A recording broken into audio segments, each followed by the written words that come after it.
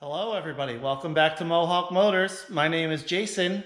I've got my blue single cab short bed back in the shop. Gonna add some luxury to this thing today. So if you've been following along on this truck, you should know most of the backstory on it. But to catch you up to speed in case you're new, I bought this truck from second owner. It's a 2007 Silverado Classic, two-wheel drive. It originally came with a 4.3 V6. I converted it to an L33 5.3 V8. Now I've been doing some modifications and changes, and so far in this truck on the interior, I added the nice cloth seats. I added the full center console. It had work truck seats and center bench when I got it. It did come with power windows and locks. I added remote entry to it, remote locks, and put a leather wrap steering wheel on it, an upgraded radio from a higher trim truck. But one of the things that is still original to the truck, and there's nothing wrong with it, but it's not my favorite, is the rubber floor mat. If you're going to use a truck and get it dirty, and even just use it as a daily driver, you can't beat the rubber floor mat. But for what I do with this truck, I want to keep it nice. I'm going to use it. It's just an occasional driver, fun toy, show truck for me. I'm going to upgrade this thing to carpet. I found a company called Auto Custom Carpets online. And their carpets seemed pretty reasonably priced to me. Not to mention, they had really good reviews. So I ordered up a carpet from them. Got the what looks like the factory color for these trucks. We're gonna get that carpet put in there. First thing I've got to do though is get the driver and passenger seats out, get the center console out, and get some of the trim out so it's not in our way. And then we'll be able to get to it, getting our carpet installed. So like I said, first thing here is get the seats out. Now these are fully manual seats. Manual slide forward and back, manual recline, etc. They do still have an electrical connector right down here. And that is for the presence detection, so it can see if there's someone sitting there. Pretty easy to unplug. Now all we need to do is unbolt our seat. Now, GM seats aren't the worst, they aren't the best. To remove the rear bolts, the ones at the back, on these 99 to 07 classic trucks, you need an E14 socket. Those fit the best. That's the actual design head of the bolt. You can make a regular hex-headed socket work, but usually these bolts are pretty tight. Usually, if you haven't had them out before, they're pretty rusty. I really recommend get your hands on an E14 if you can. The front bolts, they are actually nuts right here and right over here. Those use a GM seat nut socket. It's like a weird 6-point socket. It's got teeth, kind of like a Torx, but not really. And you can jam a 15 millimeter hex on there if you need to. Those usually aren't corroded as bad as the rear, so they usually will come off with just a 15 millimeter hex. But if you're going to be doing this, I recommend buying the socket. It's worth the money. So I'm going to get these two seats out, and then we'll talk about getting the center console out. All right, seats are out. Next step here, and this is how to do this without damaging anything. We're going to get the center console out. Now, in order to do that, first, we need to remove the bezel around the dash. Put your shifter all the way down into low. Put your steering column down, and then you can pull your dash bezel out. Once you pull your dash bezel out, Then you can pull this little piece of the center console out. It won't hurt anything, it won't damage anything. Okay, shifter all the way down, steering column down. You can pull out your dash cover. Now, if you've never had this out before, fun little Easter egg that a lot of people enjoy. A lot of these trucks have a name. Mine, for example, was named Sue, 7/19/2006.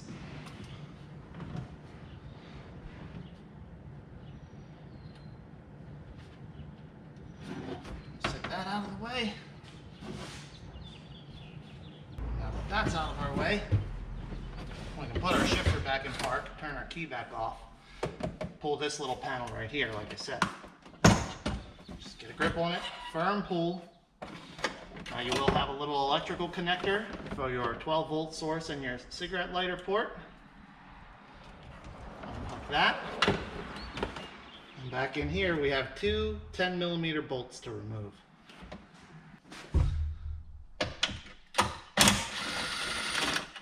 One. There's two. Now that those bolts are out, we can lift the back part of the console and slide it back away from the dash. Now it's free. Now just get it out of the truck.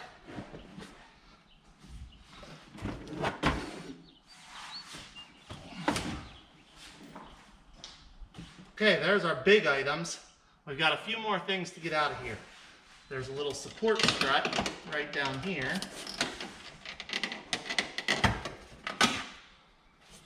You pull it off, and then there's two 13mm bolts that you'll need to loosen.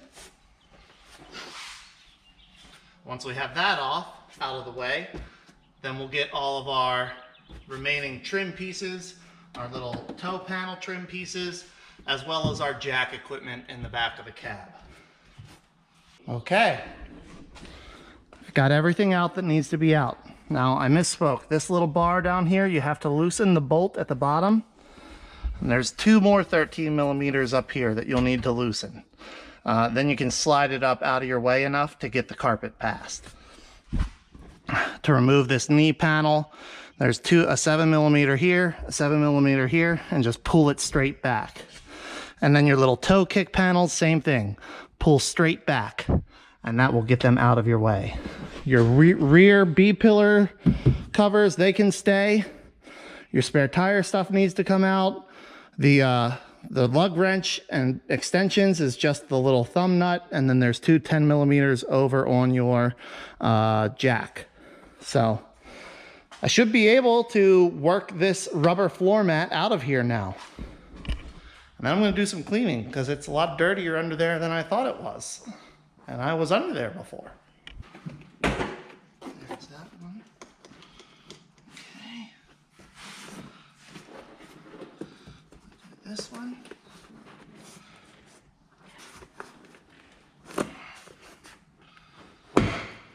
Okay. All right, I really think the most challenging part of this is just going to be working the carpet past this little support strut.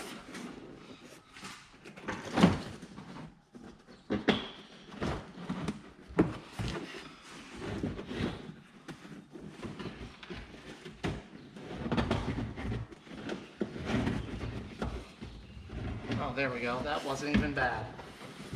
Okay. So now this is a factory mat. Because it's factory, the mat and the insulation are separate. So this can come right out.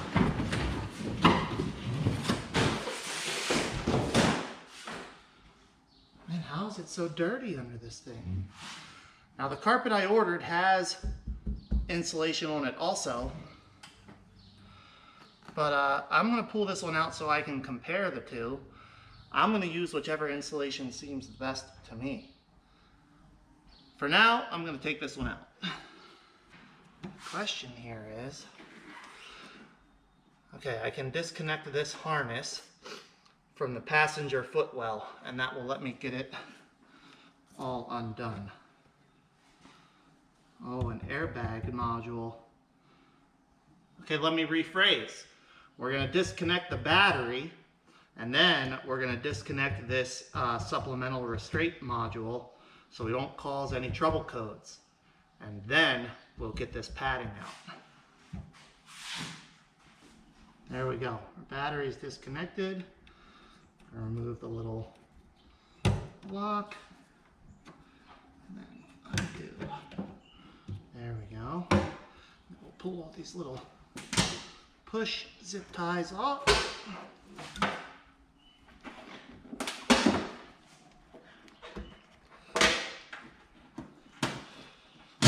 Oh, and it appears we have a ground on this side. One ground, so we'll get that undone also. Just a little 10 millimeter.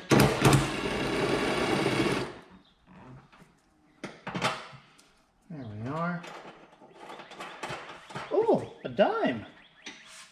Woohoo! All right, now we should be able to get this pad out.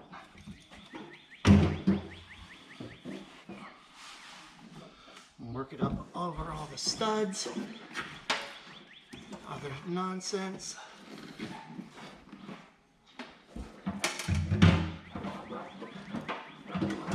There we go. Past the harness here. There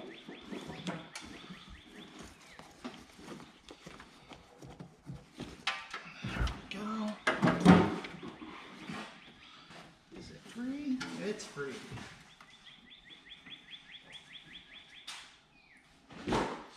And look at that, more money. A penny and a quarter.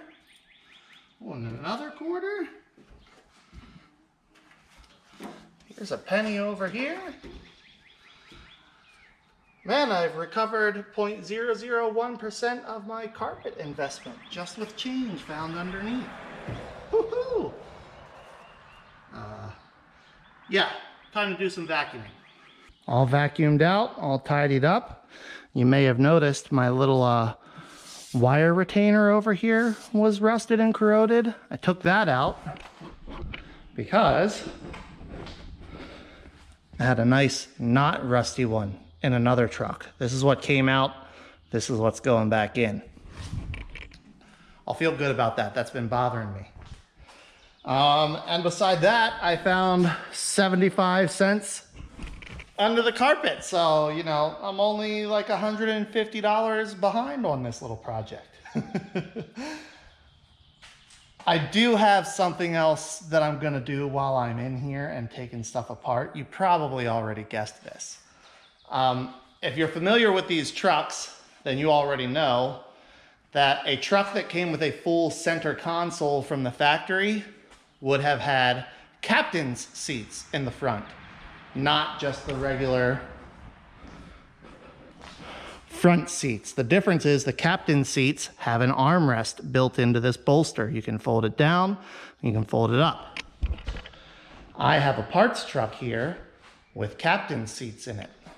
So this silver extended cab that I'm going to be using to repair my smashed 2500 HD. All I really need off of this truck for that one is the cab. I don't need any of the stuff inside. And I was planning to fully strip the cab anyway before I cut the hole in the floor for the shifter. But this truck has a half power driver's seat, captain with the armrest, and a manual passenger seat with the armrest. So not only are we going to be putting these seats into that truck, I'm probably going to have to steal the seat harness out of this truck. Now, this harness does have a leg that runs back to the rear of the truck. I'll have to figure out what that's for and if I need it or not. But yeah, I'm gonna get it out of here. You know I like my trucks to appear as factory as possible, and that even extends to the stuff that you can't see under the carpet. So I'm gonna follow the same process, get these seats pulled out, get this console removed, and get the harness and stuff that I need from this truck pulled so I can put it into my truck. Oh, well, everybody, this escalated a bit. I finally got everything I need out of the donor truck, out of the parts truck. The harness, the seats, etc. Now, I've got on the floor here is the harness out of my blue truck, the single cab truck without power seats. Now here, I have the harness out of that parts truck, which is an extended cab with power driver's seat. Now I've gone through and looked at the connectors on both of these harnesses to compare them. I've compared all the yellows, which are for the supplemental restraint system, the airbag system. Now, as far as I can tell, those plugs are all wired the same with one difference. The harness out of the donor truck uses white wires in some positions, and the harness out of this truck uses yellow wires in those same positions. And I mean, it's throughout, it's in all the connectors. So I'm hoping it's just a wire color change that they made between years. I also went through and checked my two seat plugs, which they are the same, with the exception that the driver's seat plug has the large power and ground feeds for the motors, for the power seat functions. And what else here? The truck, the harness out of the parts truck also had a defrost rear window. So it has the connectors for that, for the defrost in the rear glass. I'm going to leave those on it. I'm just going to tuck them out of the way. There is also one additional ground, which I'm going to keep and tuck out of the way. Or actually, I'm going to hook that ground up because I don't know if it will impact how things function. But otherwise, everything appears to be the same. So I'm going to get it put in the truck and start getting things hooked up. I'm probably going to get everything routed and plugged in first, and then turn the key on and make sure I don't have like an airbag light or something like that, because if I do, I can easily pull the harness back out and figure out where my difference is, what my problem is between the two harnesses. So I think that's it for now. I'm going to go ahead and get these harnesses swapped and get this other harness swapped in there and see what happens. So, good news, bad news. Good news, I don't have any airbag light or anything like that. Bad news, I have no power seat function.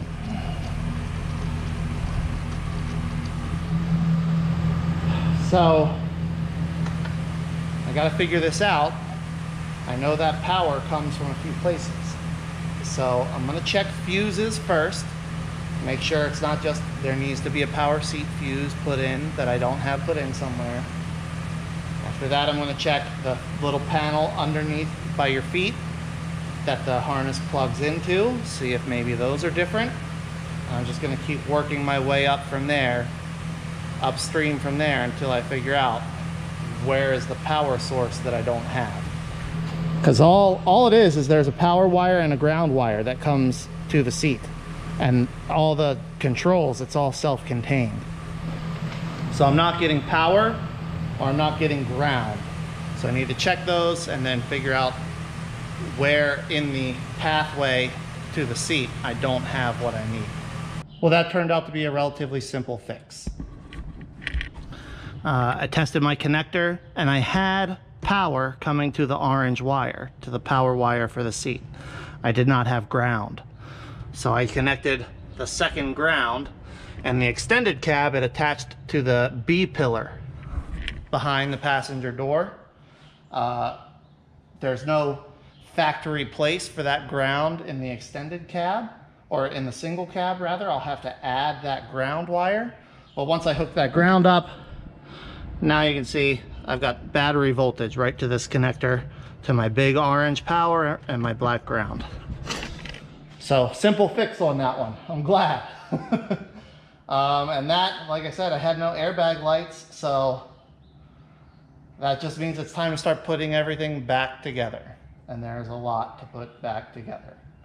Now, if you've been paying attention and you remember, the first thing that needs to go back into the truck is the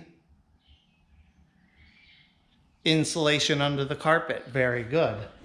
So I thought I would compare notes and see what I have. And here is the factory insulation from under the carpet. And here is what comes attached to the carpet I bought. Not only do they look different from above, looking here at the side, 1/2 inch of fluffy and squeezes down to 1/8 or 1/16 of an inch versus 3/4 fluffy and really does not squeeze very much. So I'm gonna peel this backing off of this carpet, and I'm gonna use the factory backing. It's in good condition. There's nothing wrong with it. So I'm gonna put it back in there. I'd rather have the nicer backing in this truck. It'll help kill the sound from below, especially when we start doing modifications, putting power adders and louder exhaust and things like that on it. And it'll make it more comfortable in the truck. So peel this off, get this put in, get the wire harness run, routed, draped, put where it needs to be, and then continue on. All right, guys. I've got the padding insulation in. I've got the harness run, rear speakers put in. Run over to that side. Ground's all connected.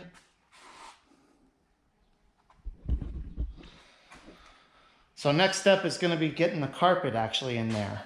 Now, I bought this carpet and it was marketed and advertised as a molded to fit carpet. Well, it really doesn't seem molded to fit to me. It just seems like a big flat piece of carpet that I'm gonna have to try to get to fit in there as best I can. And maybe that's what molded to fit means. It just means it'll be close, but it's not what I was expecting. I was expecting exact fit just like factory. So I'm gonna try it in there. I gotta go up now for dinner. When I come back down, I'm gonna try it in, see if it fits, see if I can get it to follow the contours of the floor in a way that I'm happy. If I can, then we'll continue on. I'll get all the holes cut in it. I'll get it fully installed. If not, I'm probably gonna put the rubber mat back in it until I can just find a factory single cab short bed truck and use with a good carpet in it. But so far kind of disappointed. The insulation on the back was not very good. And like I said, definitely not molded to fit that floor shape. You can see, like, I don't know. We'll see. We'll see if I can get it to lay in there and look half decent. Well, folks, I got it in there. And it's not terrible. It's not as good as a factory carpet, not even close, but it is a carpet. I like the color. Got my power seat working.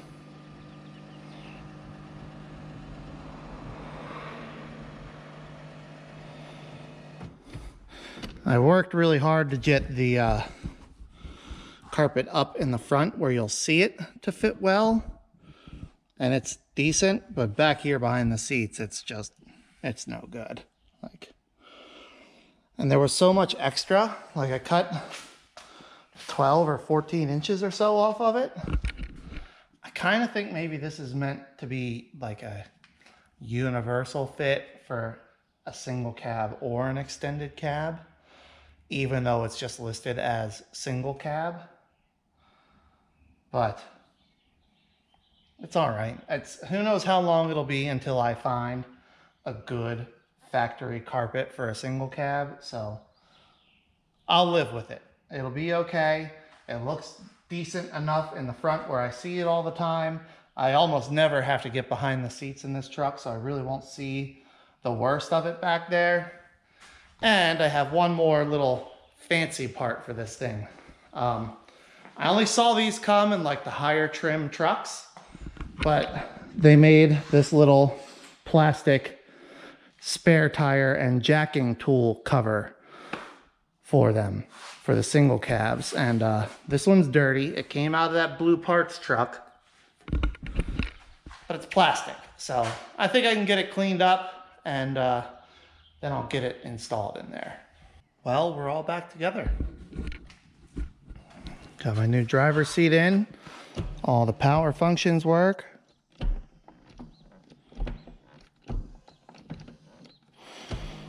So that's pretty awesome. Pretty pumped about that. We've got our armrests in the middle. Captain seats upgrade.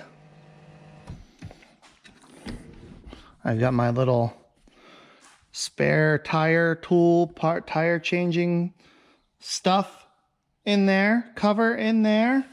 Our new carpet is in. It doesn't fit as good as a factory carpet, but it's really not terrible. Especially, I did have a set of factory floor mats that I put in there. You know, I went to the trouble to put that carpet in. I don't want to get it all dirty and nasty. So I put the floor mats in, and really,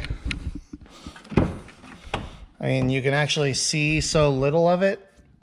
I think it looks fine. It looks good. So pretty happy with that.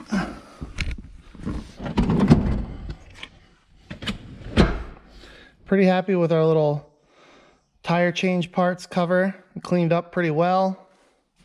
My seats are nice. So I think that's it. Another little upgrade on this truck. I really like this thing, and I'm having fun. It's nice to be able to do some upgrades, some changes, some improvements without having to spend a bunch of money. I think that carpet was like $175, which,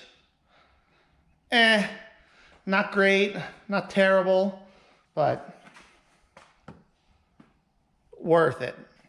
Worth the money. Yeah, so I forgot to tell you, but a good way to find your holes when you're getting that carpet in and you want to just poke a hole where all your bolts go through is use a pick. You'll be able to know generally where the holes are.